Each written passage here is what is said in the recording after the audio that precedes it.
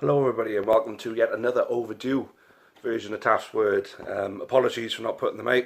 As you can probably tell by my voice, I'm still not well at the moment. That's why we had no Taff live on Sunday. So for the last sort of 2 weeks I've been a bit rough, and now I'm feeling well enough to spit one of these out for you guys. And today is, well, I'm calling this this blog basically the home straight, because today is the first of a cluster of season-ending games, whereas we're going to make one final push for the playoffs. I mean, it's still mathematically possible.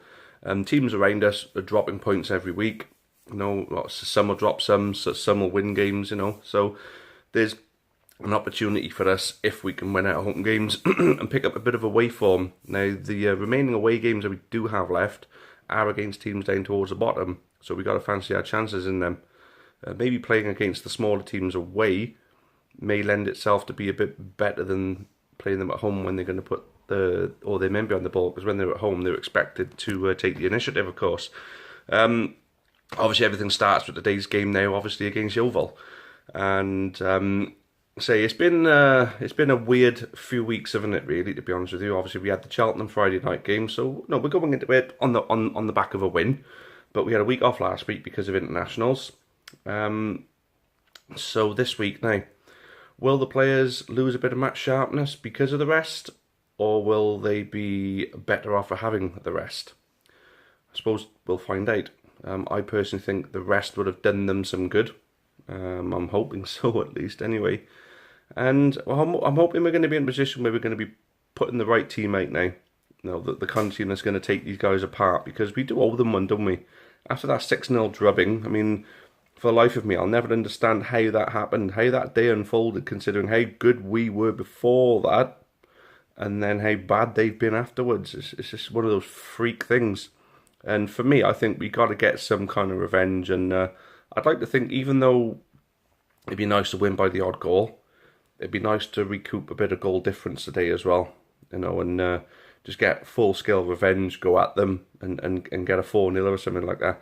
I mean, we can't expect to go down there and win 6-0, as nice as it would be. Personally, I'd love it if we can go down there and score 7 past them, put 7 past them, and then that does give us the bragging rights back for good. But at the end of the day, they may still go down. So I suppose that'll be the chant, you know, you beat a 6-0, but you're still going down. Maybe. I mean, it would be a bit of a shame to lose Yeovil, because it is a local game that tends to bring all the fans out. We're expecting a big away following today. No, that'd be great. You know, I mean, it's been a while since I've been at an away game where there's been a massive away following. I think the last one was Middlesbrough, to be honest. So yeah, I mean, I went to Colchester the other week, which was a soul-destroying experience, of course. Thankfully, I didn't go to that Grimsby game as well. I mean, they're the games that have killed us this season, you know, go into places that like Colchester. I mean, Colchester have been getting battered by teams lately, and then they play against us and they beat us 3-0. You know, I actually ran into Robbie Wilmot after that Colchester game in Morrison's, in the local Morrison's, which was just across the way from me. And he turned around and said, you know, I mean, yeah, it's disappointing to lose. You know, I felt bad for the fans, obviously, that travel, but it's such an inconsistent league. I mean, you know, if they turned up, we didn't. They drubbed us 3-0, and their number 7 senior had a blinder, of course. But then he said, I mean, if you look at it, we lost to Colchester 3-0, who lost to Swindon 3-0, who lost to Carlisle, was it 2-0 or 2-1, and then we beat Carlisle 2-0. It's, you know, like I say, it swings in the ultimate roundabout. I mean, you get teams like Lincoln will have disappointing games the odd week. You know, Exeter have been up and down this season. Tranmere have had their disappointments, and they've had their great games. Tranmere look nailed for a playoff place now because of that. So, like I say, if we can hit some solid form, a bit like what Crewe are doing at the moment as well, if we can hit some solid form now, get the win today, get 2 wins in a row, get the win today, and then we go back home and continue to play, you know, to our home form, which is obviously great.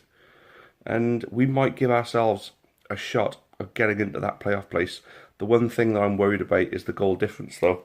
That's going to be the thing that'll kill us, is our goal difference.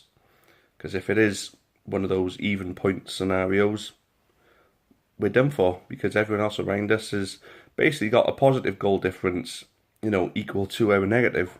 I think we're -10, -11, something like that. And all the other teams around us are like +10, between 10 and 15. Some a little bit higher than that. So it's going to be a difficult one if it is down to just that odd point. I mean, we got to get the wins on the board. We need to take maximum points, where we can. I mean, from the 4 away games we got left, I believe it's Yeovil, Macclesfield, Morecambe, and Cambridge. Now, they're games we could win. All 4 of them games are games that we could or probably should win. Obviously we beat Cambridge 4-1 in the Carabao Cup earlier in the season, so we should be able to win there, in theory. There's other games, like say Yeovil today, we should win because they're in dire form at the moment.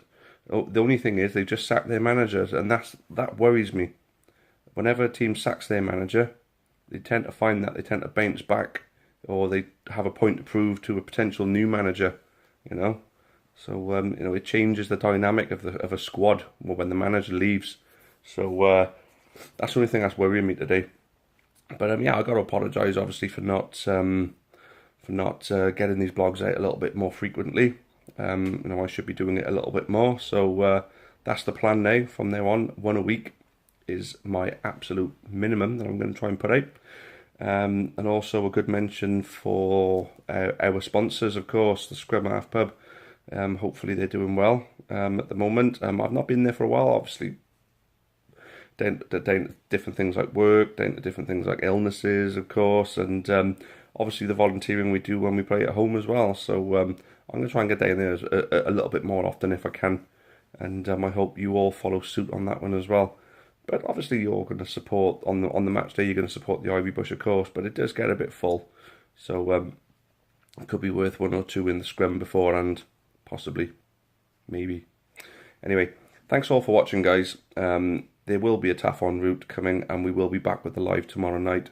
So Taff en route, look out for that within the next few hours. And for those who are going to Yeovil, I'll see you down there. Thanks again, and as always, up the county. Cheerio for now. Many thanks for watching the latest content on the Amber Army channel. Please make sure you leave us a like. Make sure you subscribe for more content, both for the neutral football fan and also plenty of Newport County. Even more Newport County content can be found on the club's iFollow channel on the link above. It is just £4.49 per month to subscribe to that service. And those of you feeling extra generous can also support us on Patreon on the link at the bottom there. That would be a monthly donation of your choice. Thank you again, make sure you've subscribed, and as always, up the county.